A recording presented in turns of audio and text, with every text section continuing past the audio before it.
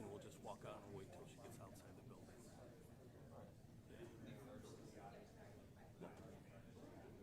No.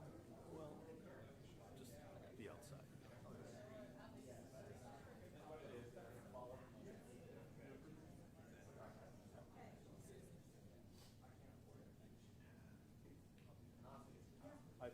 I think she'll answer questions.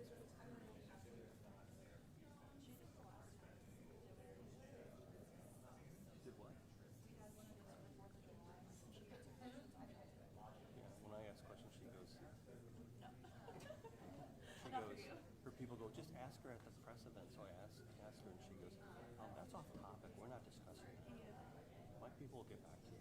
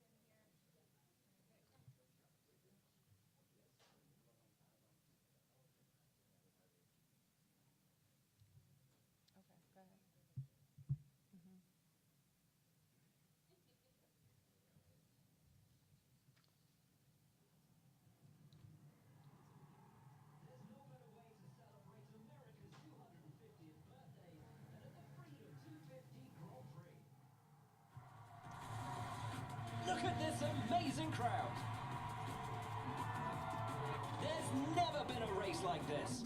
Just be ready anytime. Green. Wow! What a race! History in the making at the Freedom 250 Grand Prix.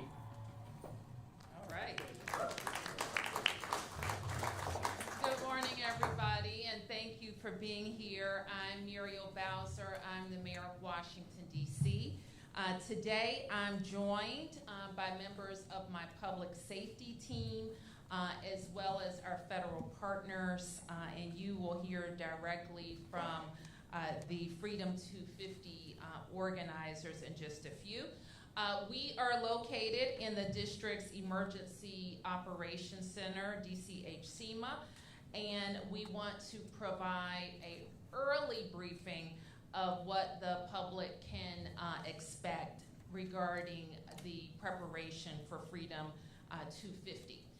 As you saw, in just a few weeks, we will see the Freedom 250 Grand Prix make history in DC with DC's first ever IndyCar series in Washington. So we're very excited about that. And you notice I said first, to be followed by second and third. It's an exciting opportunity to showcase our city to a global audience, welcome hundreds of thousands of viewers and in-person guests as well to mark this race in the district. So we will see, of course, the iconic landmarks that make up the nation's capital reflected in this race course and on screens around the world. So an event of this scale requires months of planning. So I want to thank my team. I want to thank our federal law enforcement partners, as well as the race organizers. District agencies have been working alongside these partners for a fantastic event for many, many months, as I mentioned. A lot of the teams had a very busy summer getting ready for the events of the Freedom 250. So now we're asking the community to prepare as well. Obviously, an event of this size will require a lot of setup and preparation. The event takes place on August 22nd and 23rd. But you will begin to see some restrictions and changes to the roadway already, because the construction of the course and the viewing areas has begun. There will be temporary road closures, parking restrictions, and impacts to traffic. And as we get closer to the event, we strongly encourage everyone attending the race or heading downtown on race days to, of course, plan your travel and use Metro. It will be best to leave all of the downtown driving on the race course, and we will post updates as we have them on 250.dc.gov.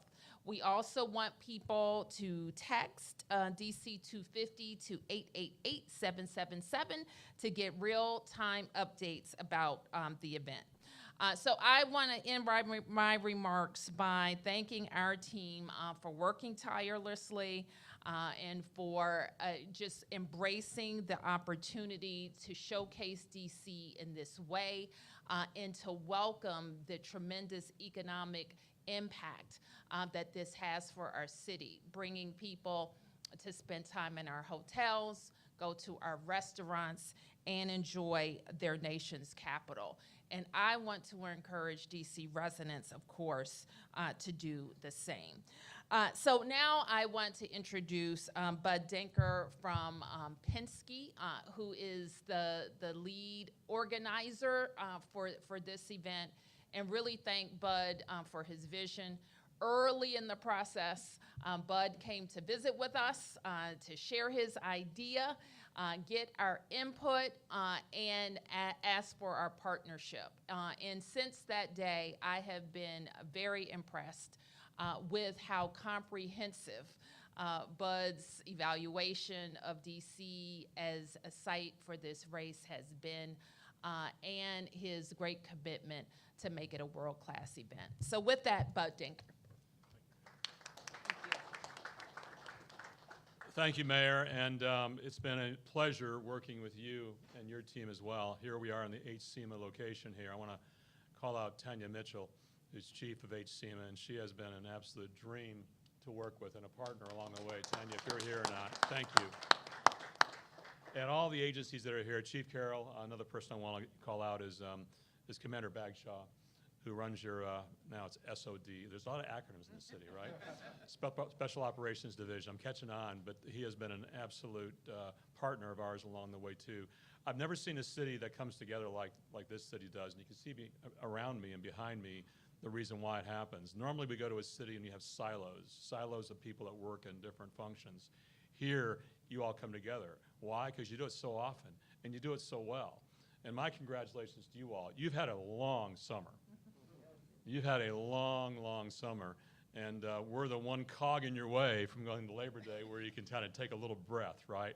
But 23 days away from now, you're going to see the most amazing spectacle that we've seen on the city streets here in Washington, D.C.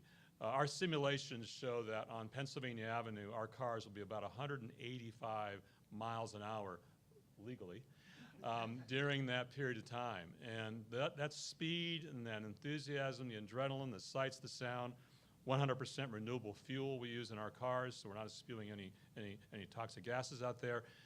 That's what we're all about, and exciting this city for our 250th anniversary. Madam Mayor, you mentioned, will we do it again? Let's see how it goes this year. And let's see how it goes. You know, you mentioned economic benefit. In Detroit, we put on the race in Detroit, and I've been doing it now for 18 years there. And Michael Montre, our president, Michael, raise your hand back here. Michael's in charge of this thing with me. We bring over $105 million of benefit to our city for that weekend every year. We're going to have double the amount of people coming to this race. I want to see double the amount of economic benefit. And what I understand is a softer time of the year, mid-August. We've had 288,000 tickets requested in 9 days. Our tickets are gone, okay? You can still get club seats. You can buy club seats still to our club, but the tickets are out there. They're gone, and we're going to have about 140,000 people a day come through the gates. A warning, use Metro. Use Metro to come down. There's no parking. There's no assigned parking. Our partners at Colonial Parking and others, they're just not going to be available to be used this time. So use Metro to come down. Last year's Super Bowl, there were 70,000 people at Levi's Stadium, 70,000 people. We'll have 140,000 people a day, 70,000 inside the race circuit. Last year at Super Bowl, they had 8 entrances. We're going to have 4 bridges. So to the people coming here, come early. Come early. Our gates open at 8 o'clock. Come early. The racing starts at 9 o'clock in the morning. So use Metro, use the buses. Chief and his team have got an amazing schedule performed in terms of how it's going to work, and he'll talk about street closures next. But I want to thank the Secret Service, the FBI, all the partners. Sharon, your roads in this city, believe it or not, people say, you've got very good roads here. We're doing very, very little construction to these roads. And if something happens during the race, we're responsible for fixing your roads and after the race as well, too. So I'll answer that question right now, okay?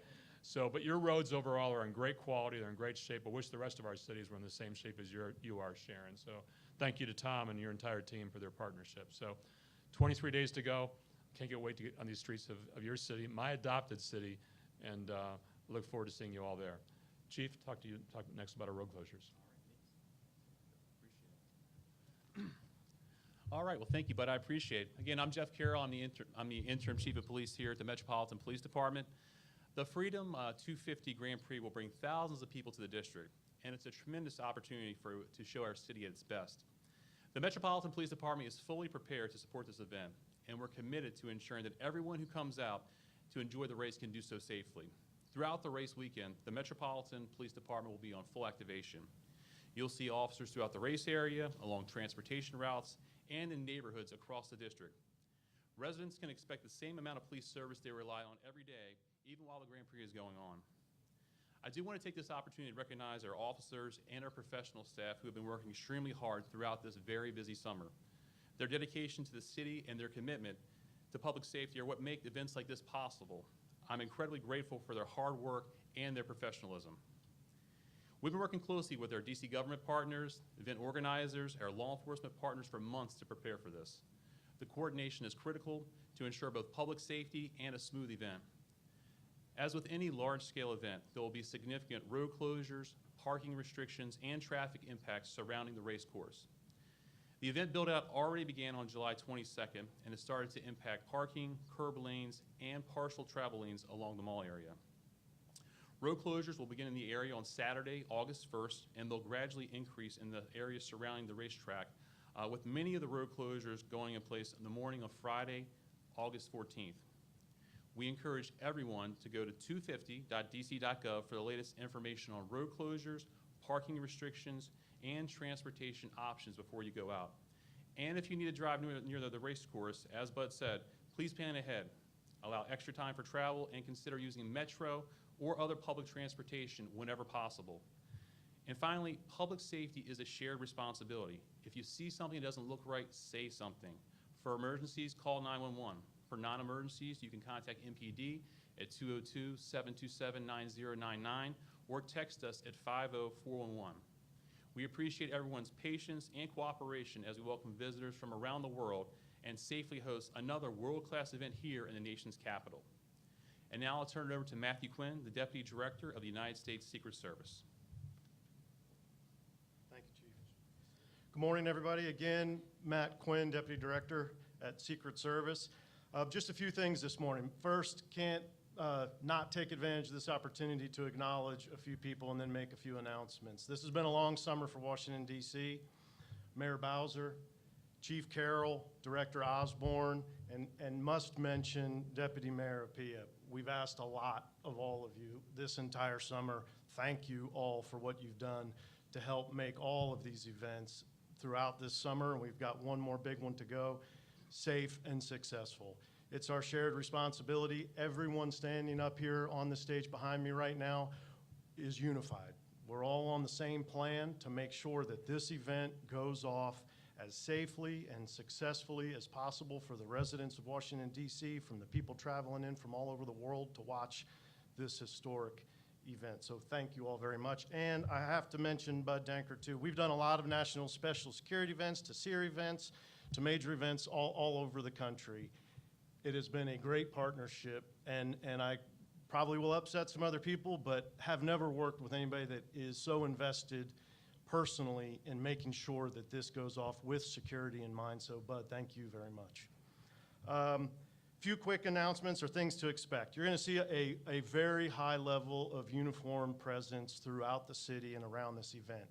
Secret Service agents, Secret Service police officers, MPD, U.S. Park Police, FBI, across the board, you're going to see a large uniform presence. You won't have to look far to get help, right? And Chief Carroll mentioned, and I want to just reiterate, if you see something, say something. It is a shared responsibility to make sure that this goes off successfully and safely. I ask for your patience. No matter what we do in these events where freedoms meet security, there are inconveniences.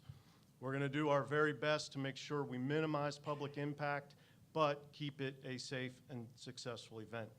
What you can expect at the various checkpoints is TSA-style magnetometer screening.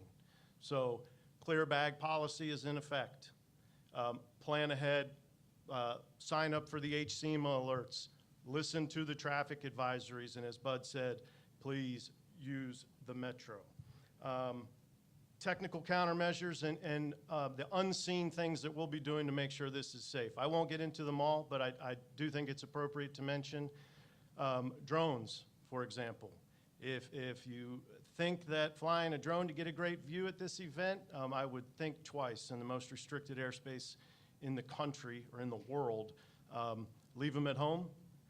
There will be lots of seen and unseen countermeasures deployed throughout the city to make sure that this goes off without a hitch, and everyone, race fans and public alike, have a great event through the weekend. So I thank everyone here, all of the partners working together to get this done, and we'll look forward to seeing everybody out there at the race. Thank you very much.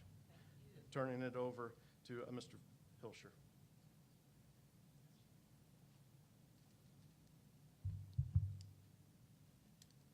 Thanks, Deputy Director. Good morning, everyone. Again, my name is Deputy Chief Frank Hilscher with the United States Park Police, Homeland Security Division. As we have throughout the summer, the U.S. Park Police is working closely with our law enforcement partners to continue to provide the highest level of safety and security to D.C. residents and visitors. The U.S. Park Police has committed additional officers to patrols and the Grand Prix event. As with previous 250 events, spectators can expect increased security measures, including road closures, which we've heard a lot. We strongly recommend using the metro, fencing and other barriers, as well as security screening to enter the event. Before arriving, remember to review the prohibited items list website to keep security line moving. And as we just heard, it's a no drone zone. So operating a drone without FAA or other required approvals carries stiff penalties. Unauthorized drones pose a serious public safety and security threat. The fencing and barriers are for your protection. Do not climb, attempt to move or dismantle them. If you're attending or watched a race before, you know flying debris is a hazard and an unpredictable one. Remember to check the weather forecast, plan, dress, and hydrate accordingly. And lastly, in the event of an emergency, please follow the instructions of the law enforcement officers. Their primary mission is your safety, and they are most familiar with the evacuation routes, shelter locations, and other emergency response plans. As always, if you see something suspicious, report it to an officer immediately. Thanks, and next I'd like to introduce FBI Special Agent in Charge, Phil Bates. Thank you, Deputy Chief. My name is Phil Bates. I'm one of the special agents in charge of the FBI's Washington Field Office. As we prepare for the Grand Prix, we once again are standing on stage with the key partners, some of the partners that we work with in order to ensure that every event here in the district is safe and closely coordinated. This is not something we do just during events. These are partnerships that are in place every single day, and we're grateful for those. As has been mentioned, this is a SEER-rated event, a SEER 1 event, which means the federal interagency comes together to ensure that all resources are available to our partners to ensure that this is a safe event. In this case, the FBI is responsible for crisis response as well as counterterrorism, both investigating threats and investigations, as well as the intelligence component. We ensure that our analysts are sharing key pieces of intelligence with the partners here and throughout the interagency in real time in the weeks leading up to the event as well as on race day. No tip is too small, and that's why we encourage the public, as has been said, to stay vigilant. We encourage the public to see something, if they see something, to say something, whether that's suspicious behavior, suspicious items, or has been mentioned, drones. This has been an unprecedented summer for not only special events here in the district, but around the country, particularly with FIFA. And with drones at FIFA, the FBI and the interagency collaborative team have seized over 700 drones. We want the public to know that they need to leave their drones at home. This is a no-fly zone, as was mentioned by the Secret Service, 365 days a year. And so leave those at home. There are stiff penalties. Jail time, fines up to $100,000, and of course the seizure of that drone. If you have information you'd like to share, please call 911, seek out the nearest law enforcement officer, or call the FBI at 1-800-CALL-FBI.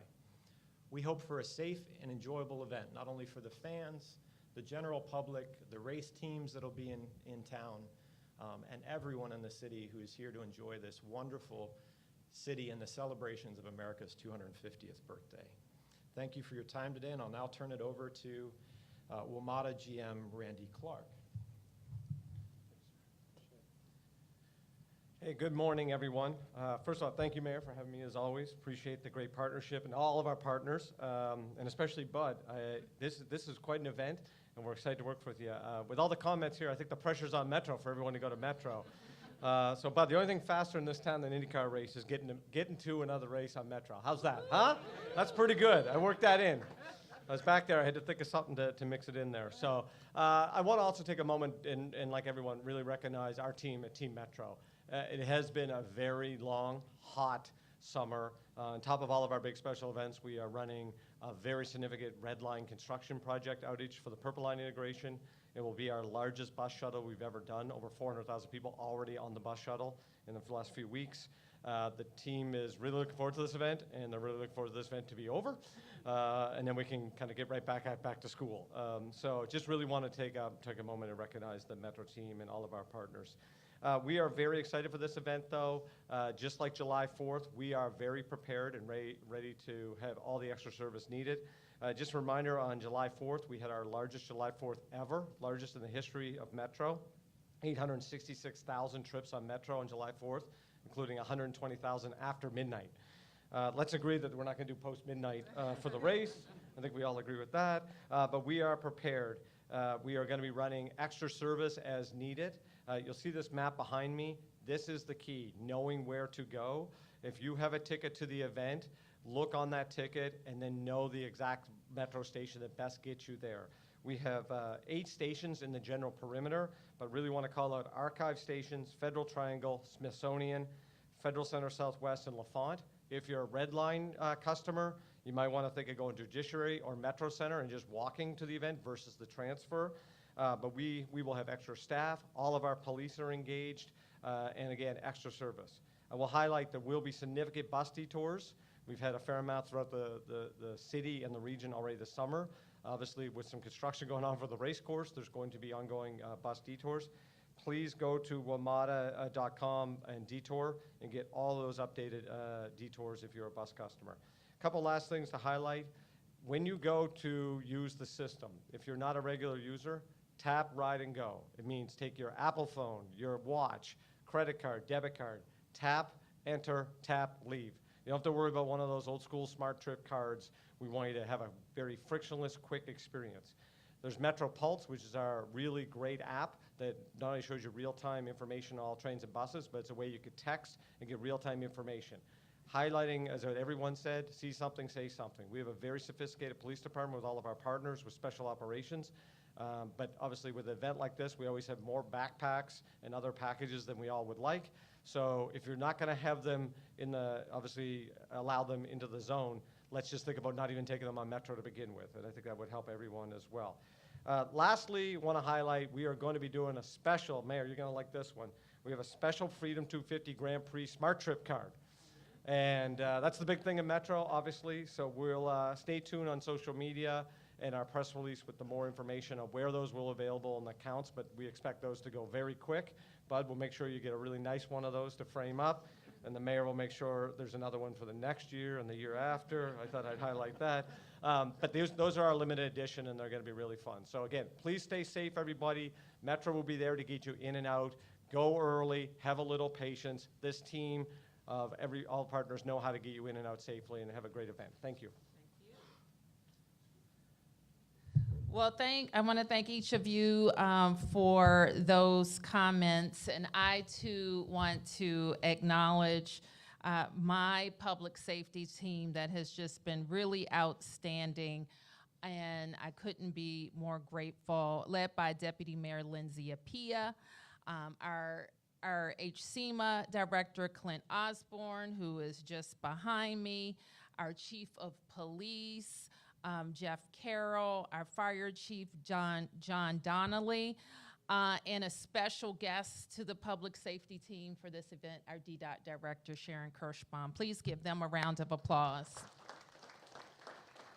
I also want to acknowledge my Chief of Staff, Tomas Talamante, who leads our Special Events Task Force.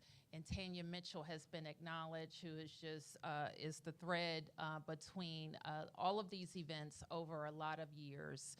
And I'm grateful to them for their leadership. So with that, I'll take a few questions. Yes, please acknowledge yourself.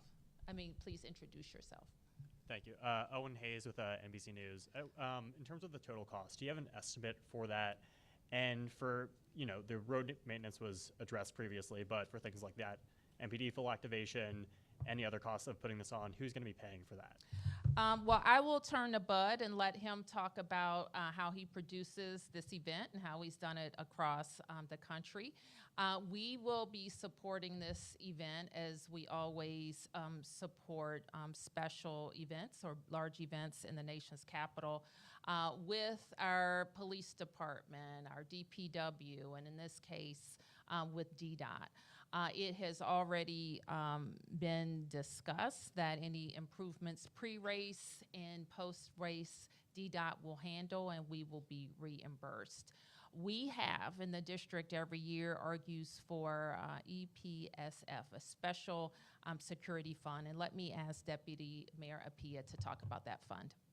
Sure. So our Emergency Planning and Security Fund is dollars that are allocated to us by the federal government because we do a lot of special events here. So this year we have $90 million that's been allocated to that fund, which is on par with an inauguration year like last year because of all of the 250 events. So those are the funds that we use to support all that you just heard that the mayor talked about. Okay. Yeah, thank you for that question, because it's often the first one that comes up, right? Who's paying for what? So give you an idea of the race to put on in Detroit. I'm not going to give you our budget here. Is over $20 million.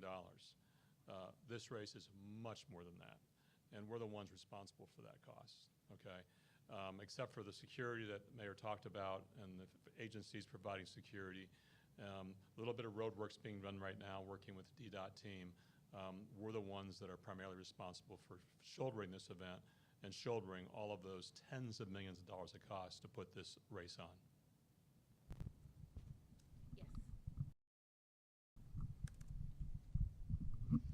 Muriel with DC News Now. Just a question for spectators. I know that you need tickets to get, the free tickets to get into certain areas, but there's other spots spectators can watch. So does the security vary by different areas? And then also for people that don't have tickets, they're kind of free to just come up and watch? Are there areas, like can they go to the Lincoln Memorial and be able to see anything, or how does that work? Sure, but I'll stay up here maybe for a little bit. Yeah, there's, as I mentioned, 288,000 ticket requests have been provided. We acknowledged and provided 260,000 of those folks to come. So about 28,000 tickets were not available to come, just in terms of sheer size and scope, and getting them through efficiently through the mag and bag systems as well too. So unless you're at the racetrack, to answer your question, okay, remember, we put up 1 meter high, 10,000 pound walls around our racetrack. Our cars are about 1 meter high. So unless you're on an elevated surface or close to the race circuit, you're not seeing those cars. The best place to watch it on, if you're not able to come to the event because you haven't got a ticket, is on Fox. Fox is carrying this race live on network, okay, from 1 o'clock. Actually, it started at 11:30 in the morning till 3 o'clock in the afternoon, hour and a half pre-show. But if you don't have a ticket to the event right now, it's really difficult to see the track itself and to see the cars performing. There are tickets still available in our club, the Champions Club, that are still available. That's a hospitality experience for Saturday and Sunday. But really, unless you do go to the club, it's hard to see it unless you have a ticket. Now, for people that are at the event, we're going to put big screen TVs up from 3rd Street all the way to 12th Street with shade tents, with cooling tents, with concessions, with great concessions, and some entertainment. So if you are at the event, you're going to see a lot of activity going on besides the flyovers, besides the parades that go on around the event. But if you don't have a ticket, the best place to watch the race is on Fox, beginning at 11:30 on August 23rd. Raphael with the WSA 9. Luckily we do have some comparisons given the events that have happened. Can we compare the safety screening to what we saw during the fireworks show? And then my second question is, during the fireworks show, we saw inclement weather. People had to be kind of rushed out. Did we learn anything from that incident where we saw people that weren't cooperating with law enforcement, or there was some confusion, some refusing to leave the perimeter area, that we're going to implement this time around in case we saw situations like we saw then and even last night? Let me ask Deputy Director Quinn to speak to the security and the mags. Sure, thank you. To answer the question, if it'll be similar to July 4th, yes. Very similar in terms of if everyone in the city's probably been to a normal Secret Service mag operation, mag and bag. It will vary different times throughout the event of who's operating those systems, but the overall program will be very similar. In terms of the July 4th and the inclement weather, we learn from everything we do. We had identified locations just like at this event. We're expanding where those reload locations are, where those safe areas are to go, and communicating it well. We've added a committee to think about crowd movements and how we can do it probably more efficiently than we did last time. But to answer the question directly, very similar, and yes, taking into consideration inclement weather and where those safe havens are located. Mayor, DC residents want to hear from you because previously you said you would comment on the MPD crime data manipulation after the Inspector General report was released, and you ordered that report. Can you tell me why you haven't commented? Yesterday, I asked your office, had no comment. And can you also tell me, do you accept responsibility for what occurred under your administration with the police department? Yes. And this is my first time before press since it was released. And I fully concur with the chief's remarks. And let me also say that I'm fully grateful for MPD and their work in driving down violent crime in this city. If we were talking in 2023, we would be talking about carjackings and homicides. What we're talking about today is the city rebounding from the effects of COVID and Doge in one of the safest periods in our history. And I take full responsibility for that. Yes. Two questions. One, I'm sorry, Mark Seagraves, Channel 4. But on behalf of all the other networks, thanks for the Fox shout out there. I heard the word flyover, and I'm just wondering if that will mean any disruptions to air travel at our local airports because of that. Good question. Clint, do we have that, any impacts on? We will expect to have. Good afternoon. Anytime we have a flyover in the National Capital Region, we're close enough to the two major airports that we will expect to see closures. You can go to the airport websites or social media accounts or MWA's airport social media accounts and website for updates on that. We will continue to work with the event organizers and all of our partners on any other impacts to the city. So you don't have specifics on that just yet? Not yet. Okay, and then my other question was about weather, I guess maybe for Bud. Is there what would it take for weather to somehow impact this, whether it be heat or rain, that would either delay or cancel? Is there a rain date? What happens in that event? Good question regarding weather. So this is a street course. So Indy cars race in the rain. We just change the tires and put rain tires on, right? It causes more calamity, but we do race in the rain. So unless there's lightning in the area, the show goes on. Okay, and if the show can't go on that day, we'll look for an alternative date, perhaps the next day as well too, with our partners. I do want to say, lessons learned from July 4th.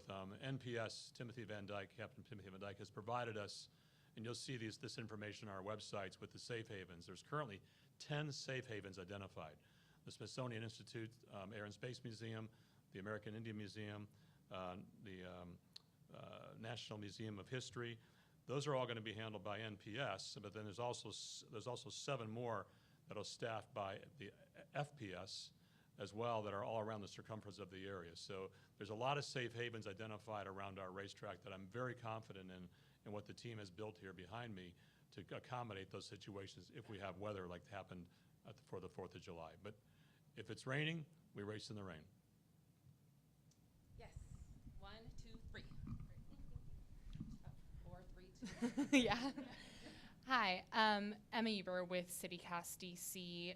I'm just wondering, do you have an estimate of how many overtime hours MPD will work due to the race and an estimate of what that cost will amount to?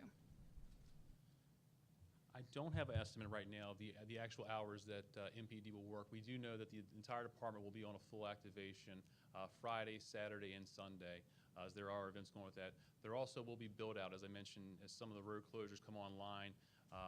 A majority of the area around the racetrack will begin closures around the 14th and kind of build out from there. So there will be additional costs for officers to staff some of those closures beforehand. Obviously, once the event's over, we'll have the full cost for that. Yep. Thank you. Rachel Kurzius with the Washington Post. You mentioned potentially having future races like this in DC. Could you tell me a little bit like how serious you're being about that? And then also what success would look like that would create more of these races? I'm very serious, and we have spent 12 years leaning into our sports and entertainment economy, and it's a part of our economy that is operating very well. So by 2030, we will have all of our professional teams in the city limits. We will have a brand new NFL stadium. We will have a $800 million investment completed at the Capital One Arena.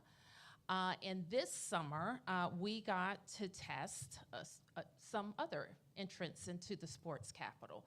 The UFC that built out a big production on the grounds of the White House and now IndyCar.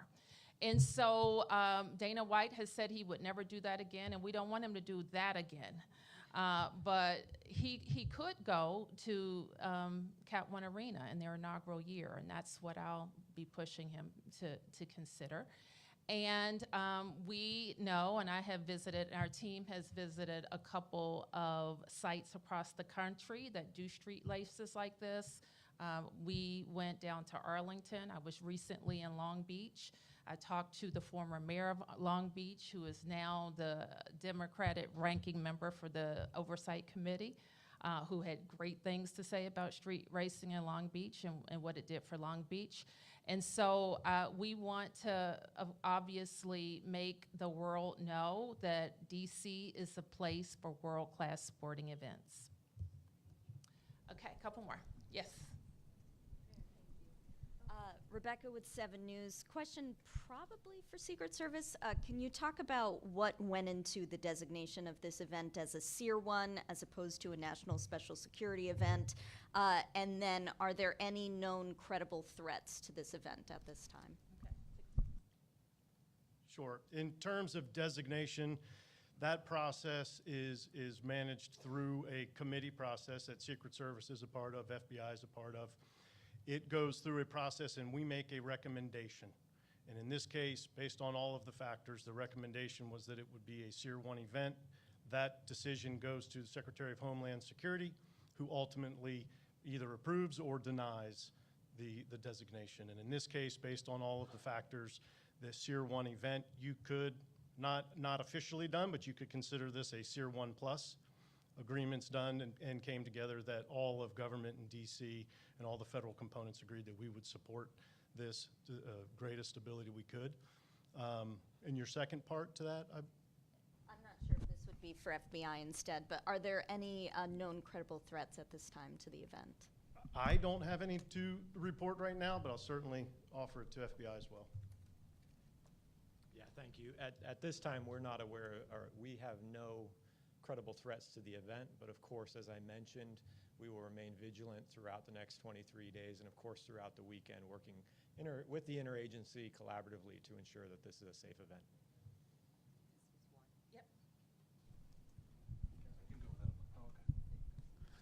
Yep. Thank you very much. Jacob Bogage with Reuters. 2 questions kind of on separate topics. One on drones. It seems like there is a pronounced emphasis on drones, both civilian and otherwise, which I imagine would be more problematic. Could you all walk us through a little bit why the pronounced emphasis on drones, and if there's things that you've seen from events earlier this summer regarding 250 where drones were a concern? That was one. And then I can move on to 2 right away. Yeah. The other one, and this might be for you, Bud, on roadways. When you do street races, what do you typically see both beforehand for build out and either during or afterward for repair and improvement? I guess what should folks around the city be expecting roads to look like and the work that you all put in afterward? Let's start with the Secret Service. Yeah, thank you for that question on drones. So overall emphasis is everything we're doing right now. I mean, drones represent a persistent threat everywhere. You don't have to look further than turn on the news at seeing what's happening globally with the use of the nefarious use of drones to cause problems, whether it's just a coordinated attack or assault, or the looky-loos that create safety risks involved. So our focus is on it every day, nothing particular to this event. I will say the countermeasures that we have in place right now, we're seeing a slight reduction, but people may not realize drones, people attempt to fly drones in Washington, D.C. almost every day, even though it is the most restricted airspace in the world. And it just represents overall a rather large concern no matter where we go. My FBI colleague made the comment of the number of seizures at the FIFA events. Another good reason to make sure we have robust countermeasures in place for this event, and we will. Yeah, I should have mentioned also, you know, we're in the business of not causing a lot of disruption to you all. There obviously will be some, but our construction, which begins on August 1st, will be going on from 8 p.m. to 6 a.m. So we're off your streets during the afternoon or the morning when most of the traffic is occurring. Congress is on recess during this period of time, as you all know too, so there's less activity going on in that area, which is another reason we chose this date in August to put the race on. You know, your roads, we have 220 manhole covers. I know that number. We counted them all, okay? Those manhole covers that we have to look at have to be smooth. So there are about 49 that we'll put some silicone on and smooth them out. We'll take the silicone off after the race. That's the kind of measures we do. Every manhole cover has to be welded down. Like you do for inauguration, you weld your manhole covers down. Every one of our manhole covers has to be welded down. Why? Our race cars will suck the manhole covers off their places if they're not. So all those details we go into in preparation for this race that we do and we're responsible for at our cost and doing as well too. Relative to after the race, remember, our cars are only 1,700 pounds. The car you're driving right now is probably 3,500 pounds. We don't cause damage to your roads, okay? I have not yet, in all the years I've done racing and street courses, had to go up and repair roads afterwards, okay? So that's an issue that's not prevalent. The good news about your roads, Tom, I see back from DDOT back here as well, is that the aggregate that you use for your asphalt is the aggregate that we want for your roads. When it gets hot, our tires get hot, they get sticky. Your asphalt that you have here is the right aggregate to ensure it is not coming up during our race, okay? Okay, last question, and then, and Sharon, if you have anything to add, I'll go to you next. Yes. Mike Murillo, WTOP. A couple questions. So one on topic. I know the Red Line project is still going on.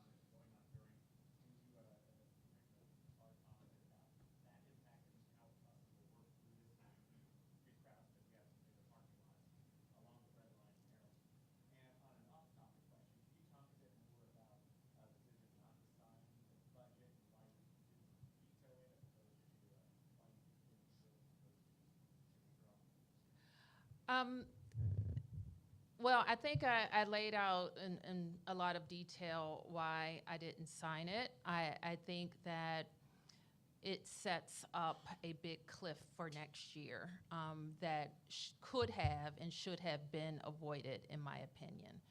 And it is the council's prerogative, certainly, to do that, but I don't think it was a good idea.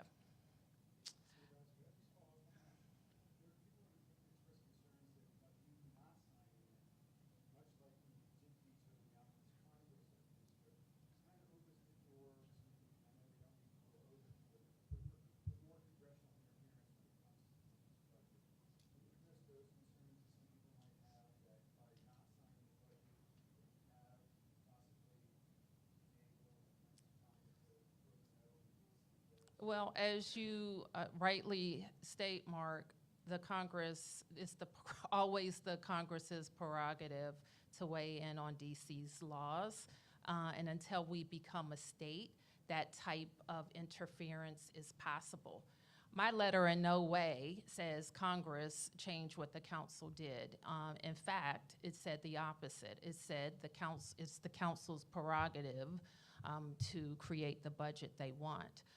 But I think it is important to be clear that it sets up a big fiscal problem for next year, which could be on top of other inflationary pressures that impact our revenue. So I just want to be clear about that. And I also have to be, it's not the first time I haven't signed a budget or a piece of legislation from the council.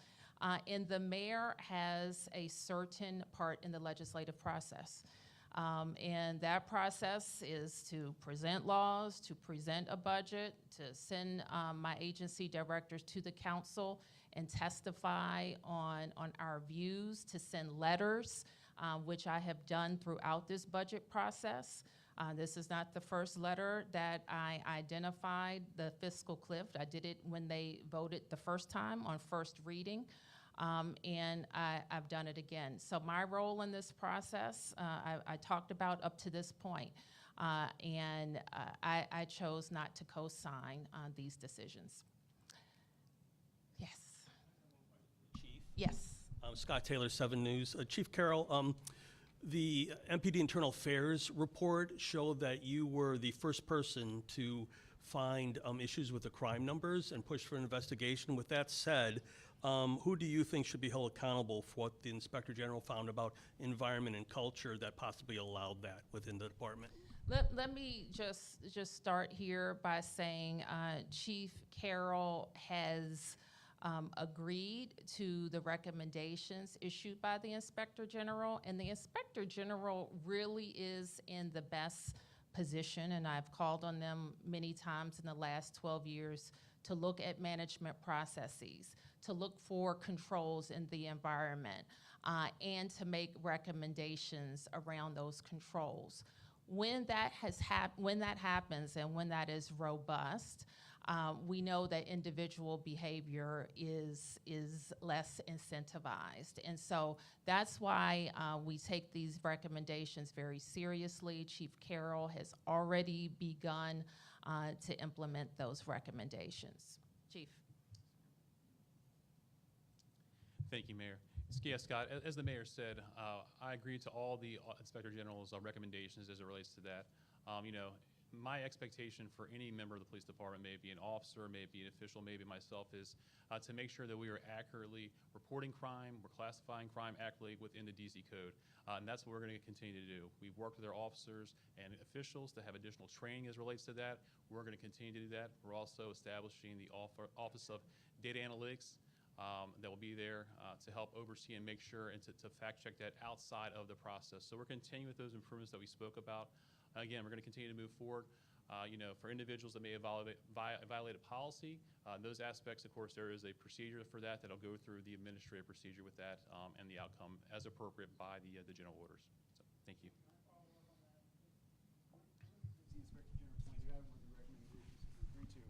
Was the fact that in 2013, before the decline in the stats issues came between 2015 and 25, there was a unit that was designed to look at these statistics that was shut down. So I'm wondering what your role was in that, if any, in that decision in 2013, and if you can explain, if you know what the thinking was in 2013, why that unit was shut down. Sure. So, Mark, in 2013, I believe I was a lieutenant in the 3rd District. So I don't have much insight into the background of that. What I do know is we did go through several records management systems and the processes with that, to which we now end up in our current records management system. So I believe that some of those changes facilitated that. But the new Office of Data Integrity and Analytics, it will replace that unit. It will do that function and also do more analytics and even raise that bar higher than what that office previously did.